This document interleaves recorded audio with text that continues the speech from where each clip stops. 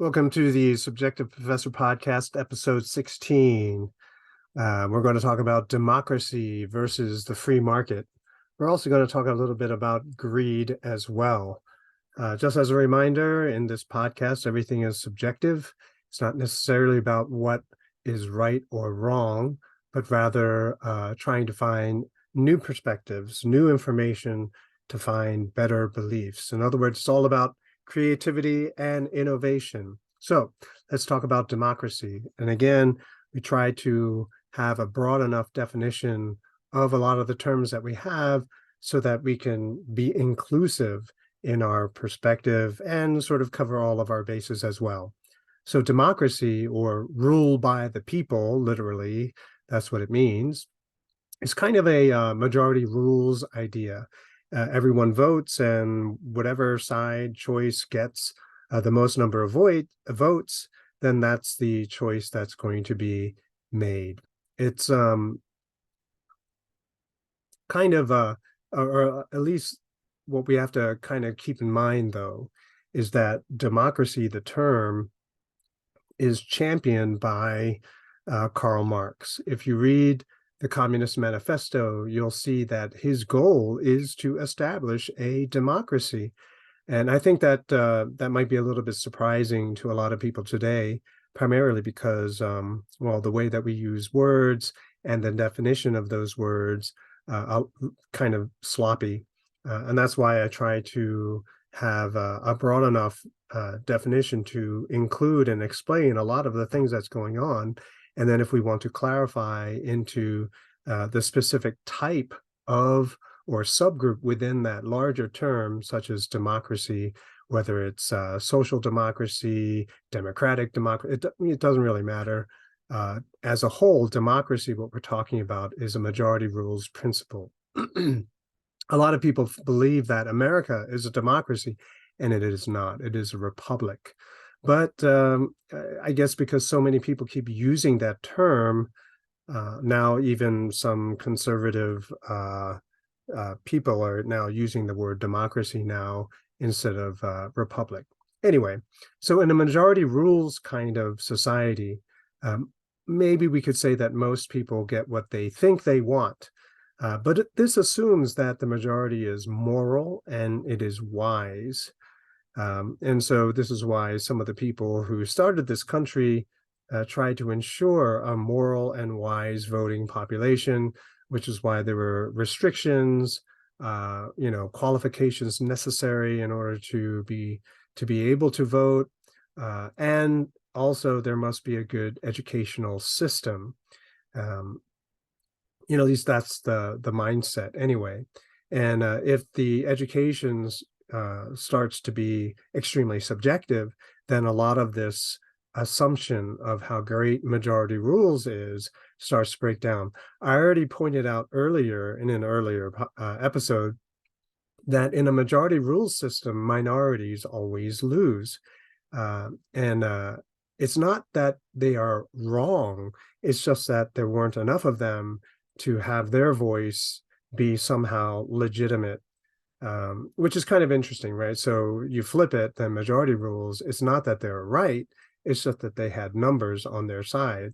And if you know anything about just simply having more people on your side than another, eventually at some point, a lot of people will join your side because they just want to be on the winning side.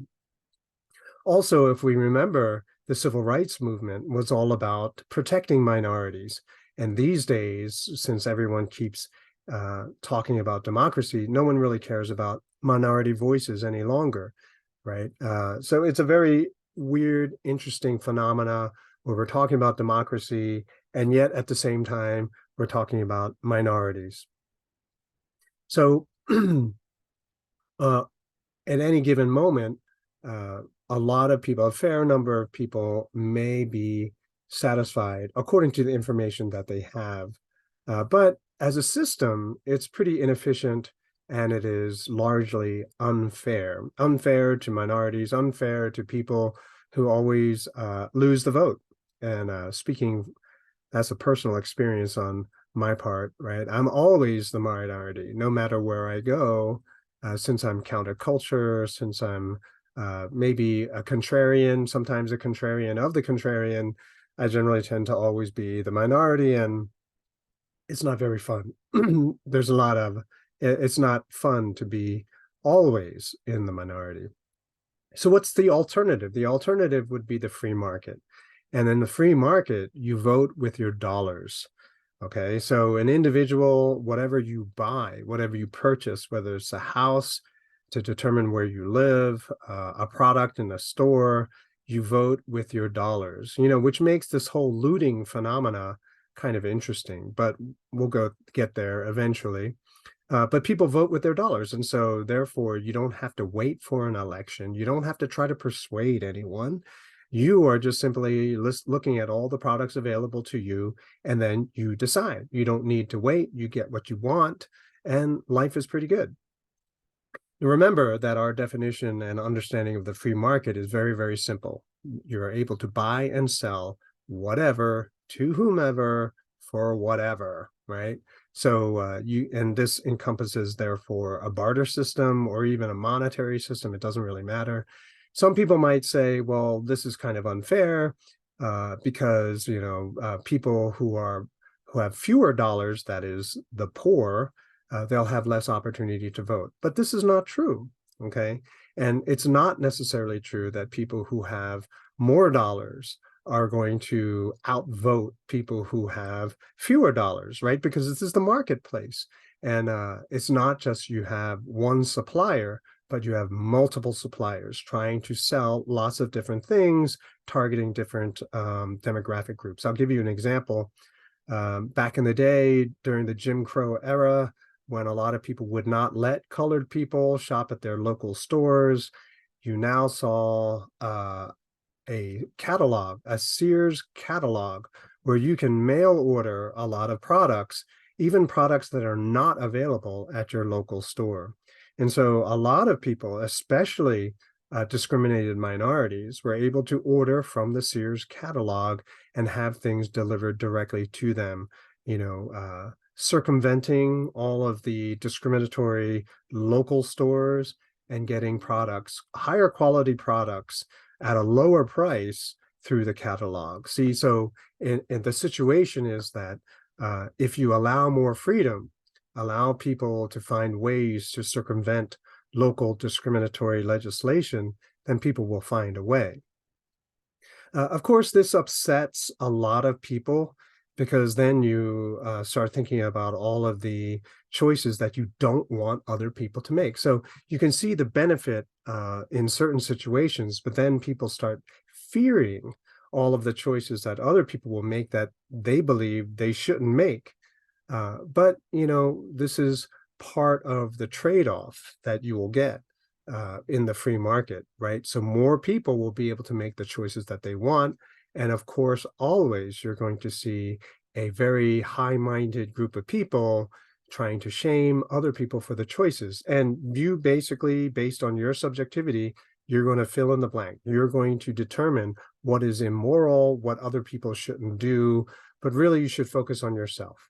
If you are able to do what you want to do in the way that you want to do it with the people that you want to do it with, well, then why would you be really upset about the choices that other people make?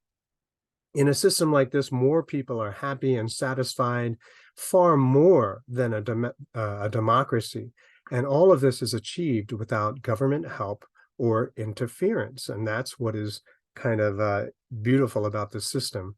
Now, some people might say at this point, well, what about, all those rich, greedy people with all that insane amount of power, right? So the fear of certain people who are incredibly interested in grabbing a lot of power to pursue and exercise and satisfy their greed.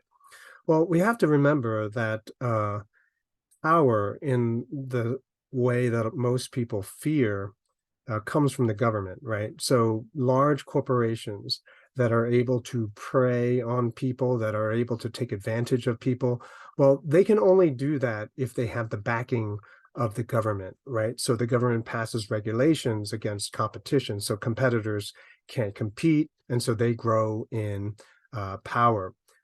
They will pass regulations which make it more difficult for competition to even get off the ground.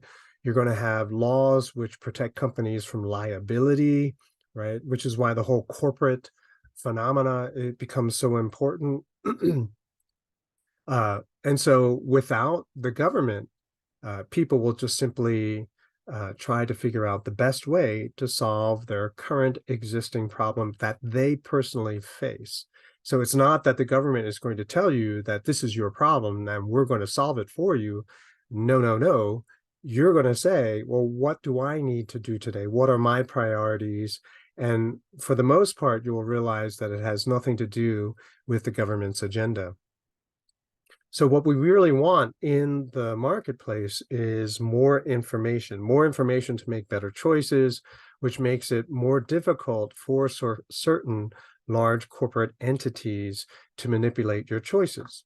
Okay, so that takes care of the power issue. But what about greed? These insanely rich people using their money, throwing their money around, bribing people, corrupting people. What about that?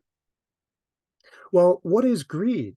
Okay. And then we'll talk about in a later episode, accumulation of wealth. Okay. We'll talk about that some other time. But right now, let's talk about and focus on greed.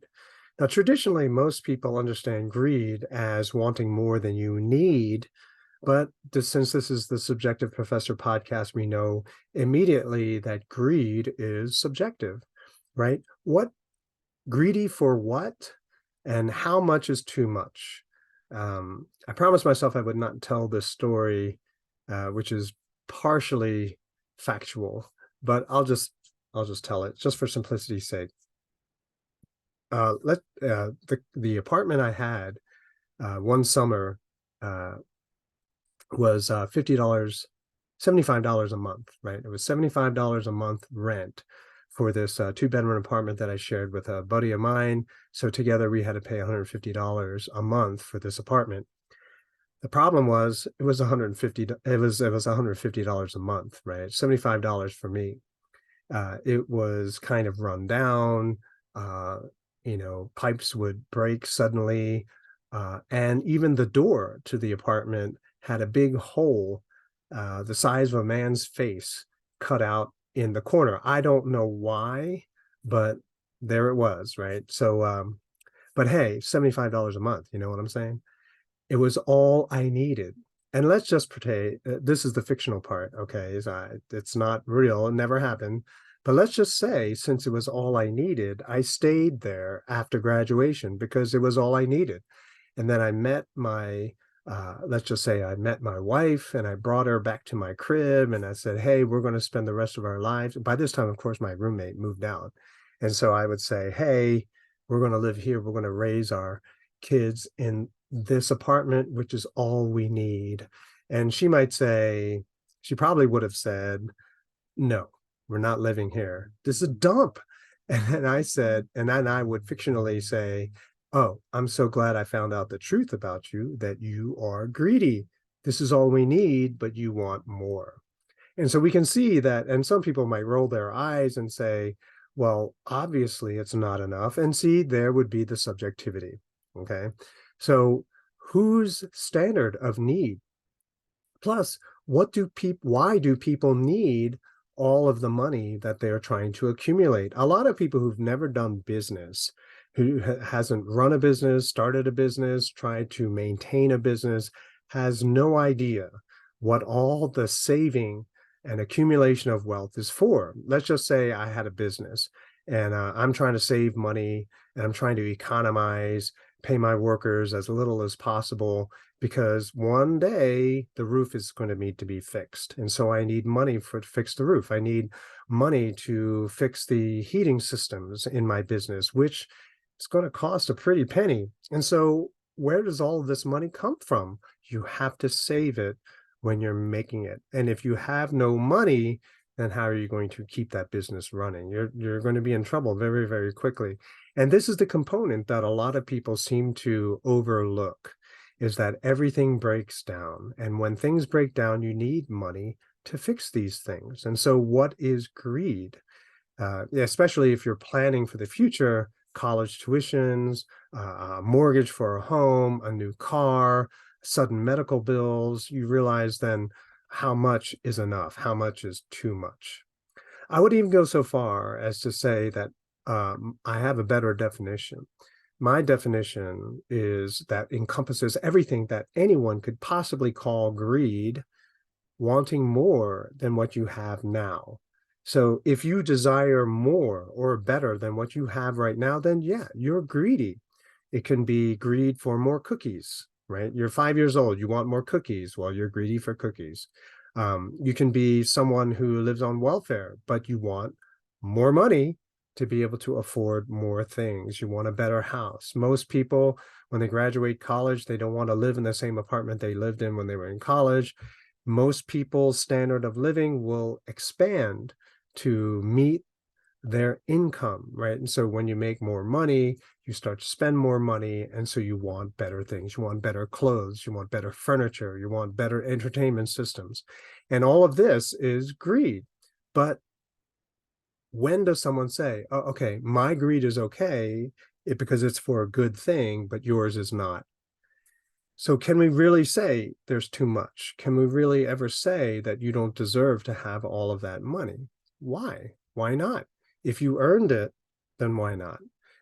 If you saved away all your money, never spent it, lived with your parents, and then bought a house, as opposed to someone who lived in an apartment, had to spend all their money for bills and utilities, all these extra bills for food, heating, all of this other stuff. So you can never buy a house. Well, so who's greedy, right? Is greed even an issue, right? So what we have to realize too, the danger of trying to legislate against greed too has problems. So over the last few years, and we've been talking about how certain rules are passed with certain objectives, but always have these unintended consequences, always have these effects that most people don't even really consider. So for example, over the last few years, with all the lockdowns, the government was giving out a lot of money. It also resulted in the failure of a lot of businesses. And so mergers and acquisitions on the corporate level and even on the small business level, that happened a lot. And most people probably didn't even really think about it as long as they can continue to order things online. But the reality is that all the legislation that was passed supposedly to protect not greedy people resulted in enabling a lot of corporations to take over failing and struggling businesses, right? So the big corporations got a lot bigger. They got their holdings and assets exploded as a result of this sort of well-intended legislation. So what we have to realize, and so here's the positive side. I'm sorry, I'm going a little bit long, but let's just say greed becomes our protection. It's our desire to save as much money as possible that forces producers, people who are selling products, to try to produce the best quality with the lowest price. And since our demand, our greed to spend as little as possible puts pressure on all of the corporations. So collectively, everyone who has to go shopping always puts that pressure.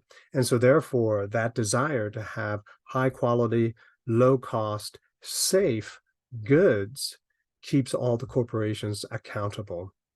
I would even like to conclude that the resource that all of us should be the most greedy over is our time. You don't want to waste your time, right? Because once you use your time, it never comes back, right? The arrow of time only moves forward. And so therefore you can't roll back time. You can't go back in time.